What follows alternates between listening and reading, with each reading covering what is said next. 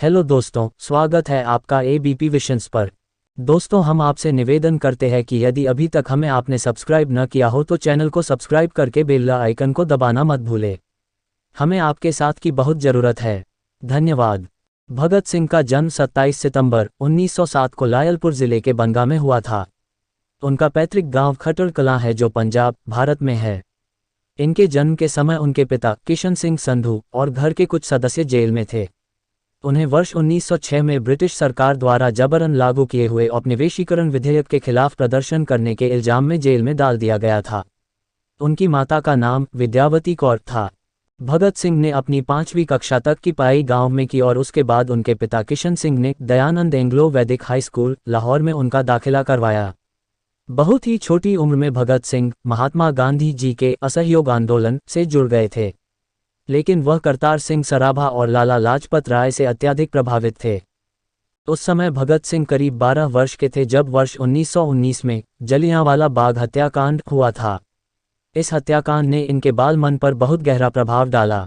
तब भगत सिंह ने लाहौर के नेशनल कॉलेज की पढ़ाई छोड़कर 1920 में महात्मा गांधी द्वारा चलाए जा रहे अहिंसा आंदोलन में भाग लिया, जिसमें गांधी जी सभी विदेशी वस्तुओं का बहिष्कार कर रहे थे। लेकिन जब वर्ष 1921 में चौरी चौरा में हुई हिंसात्मक गतिविधि के कारण गांधी जी ने असहयोग आंदोलन बंद किया और किसानों का साथ नहीं दिया, तब इस बात का इन पर बहुत गहरा असर पड़ा और इस घटना के बाद वे चंद्रशेखर आज़ाद के नेतृत्व वाले गदर दल का हिस्सा बन गए। इसके बाद भगत सिंह ने चंद्रशेखर आज़ाद और अन्य क्रांतिकारी सदस्यों के साथ मिलकर ब्रिटिश सरकार के खिलाफ आंदोलन शुरू कर दिया।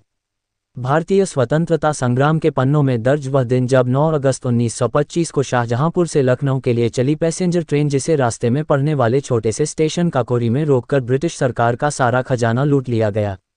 यह घटना इतिहास में काकोरी कांड नाम से बहुत प्रसिद्ध है। 30 अगस्त 1928 को ब्रिटिश सरकार द्वारा जबरन साइमन कमीशन को लागू करने पर जब लोगों द्वारा इसका विरोध किया गया, तब लाला लाजपत राय ने साइमन वापस जाओ का नारा देते हुए इसका विरोध किया था। लेकिन इस विरोध के चलते वहां ब्रिटिश सरकार द्वारा लाठी चार्ज कर दिया गया, जिसमें लाला जी बुरी तरह घायल हुए और फिर उनकी मृत्यु हो गई। लाला जी की मृत्यु से आघात भगत सिंह व उनकी पार्टी ने ब्रिटिश सरकार से प्रतिशोध लेने की ठानी और लाला जी की मृत्यु के लिए जिम्मेदार ऑफिसर जेपी सैंडर्स को मारने का प्लान बनाया।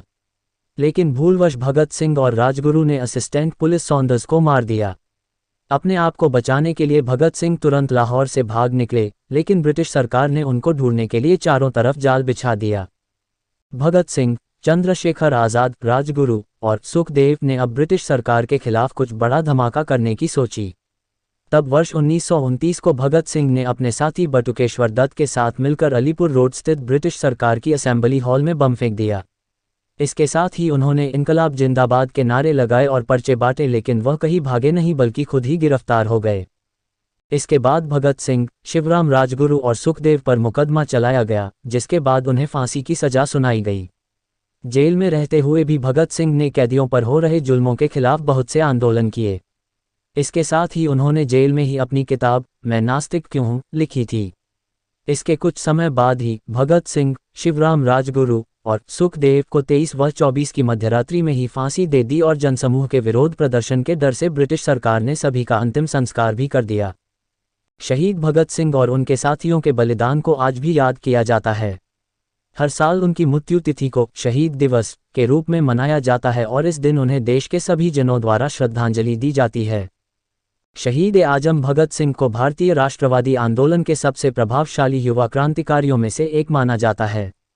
उन्होंने मात्र 23 वर्ष की अल्पायु में ही अपने साथियों के साथ देश के लिए प्राण न्यौछावर कर दिए थे, जिसके कारण वह आज़ादी की लड़ाई के समय सभी नौजवानों के लिए यूथ आइकॉन बन गए थे। आइए जानते हैं महान क्रांतिकारी भगत सिंह का जीवन परिचय। भगत सिंह का जन्म 27 सितंबर 1907 को लायलपुर ज़िले के बनगा में हुआ था। उनका पैतृक गांव खटर कलां है जो पंजाब, भारत में है। इनके जन्म के समय उनके पिता किशन सिंह संधू और घर के कुछ सदस्य जेल में थे। उन्हें वर्ष 1906 में ब्रिटिश सरकार द्वारा जबरन लागू किए हुए औपनिवेशीकरण विधेयक के खिलाफ प्रदर्शन करने के इल्जाम में जेल में डाल दिया गया था। उनकी माता का नाम विद्यावती कौर था। भगत सिंह ने अपनी 5वीं कक्षा तक की पढ़ाई गांव में की और उसके बाद उनके पिता किशन सिंह ने दयानंद एंग्लो वैदिक हाई स्कूल, लाहौर में उनका दाखिला करवाया। बहुत ही छोटी उम्र में भगत सिंह महात्मा गांधी जी के असहयोग आंदोलन से जुड़ गए थे, लेकिन वह करतार सिंह सराभा और लाला लाजपत राय से अत्यधिक प्रभावित थे। उस समय भगत सिंह करीब 12 वर्ष के थे जब वर्ष 1919 में जलियांवाला बाग हत्याकांड हुआ था। इस हत्याकांड ने इनके बाल मन पर बहुत गहरा प्रभाव डाला। तब भगत सिंह ने लाहौर के नेशनल कॉलेज की पढ़ाई छोड़कर 1920 में महात्मा गांधी द्वारा चलाए जा रहे अहिंसा आंदोलन में भाग लिया, जिसमें गांधी जी सभी विदेशी वस्तुओं का बहिष्कार कर रहे थे।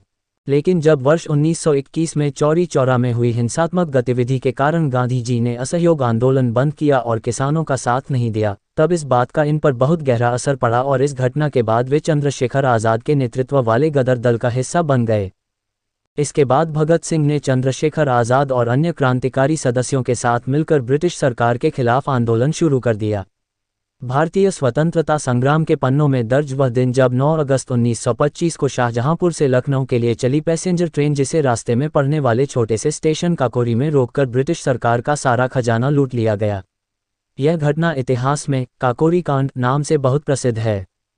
30 अगस्त 1928 को ब्रिटिश सरकार द्वारा जबरन साइमन कमीशन को लागू करने पर जब लोगों द्वारा इसका विरोध किया गया, तब लाला लाजपत राय ने साइमन वापस जाओ का नारा देते हुए इसका विरोध किया था। लेकिन इस विरोध के चलते वहां ब्रिटिश सरकार द्वारा लाठी चार्ज कर दिया गया, जिसमें लाला जी बुरी तरह घायल हुए और फिर उनकी मृत्यु हो गई। लाला जी की मृत्यु से आघात भगत सिंह व उनकी पार्टी ने ब्रिटिश सरकार से प्रतिशोध लेने की ठानी और लाला जी की मृत्यु के लिए जिम्मेदार ऑफिसर जेपी सैंडर्स को मारने का प्लान बनाया। लेकिन भूलवश भगत सिंह और राजगुरु ने असिस्टेंट पुलिस सैंडर्स को मार दिया। अपने आप को बचाने के लिए भगत सिंह तुरंत लाहौर से भाग निकले, लेकिन ब्रिटिश सरकार ने उनको ढूंढने के लिए चारों तरफ जाल बिछा दिया।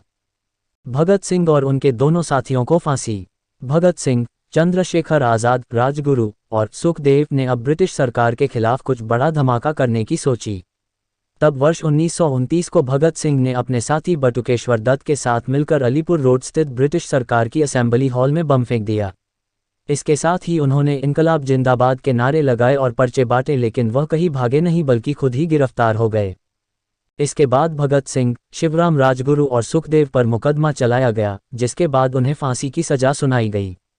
जेल में रहते हुए भी भगत सिंह ने कैदियों पर हो रहे जुल्मों के खिलाफ बहुत से आंदोलन किए। इसके साथ ही उन्होंने जेल में ही अपनी किताब मैं नास्तिक क्यों हूँ लिखी थी। इसके कुछ समय बाद ही भगत सिंह, शिवराम राजगुरु और सुखदेव को 23 व 24 की मध्यरात्रि में ही फांसी दे दी और जनसमूह के विरोध प्रदर्शन के डर से ब्रिटिश सरकार ने सभी का अंतिम संस्कार भी कर दिया। शहीद भगत सिंह और उनके साथियों के बलिदान को आज भी याद किया जाता है।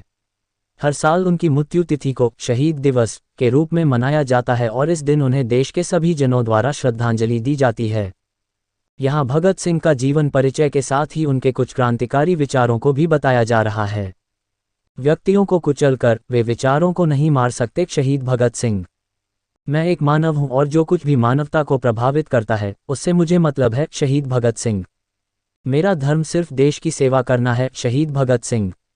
महान साम्राज्य ध्वंस हो जाते हैं पर विचार जिंदा रहते हैं। शहीद भगत सिंह। कानून की पवित्रता तभी तक बनी रह सकती है जब तक वो लोगों की इच्छा की अभिव्यक्ति करे। शहीद भगत सिंह।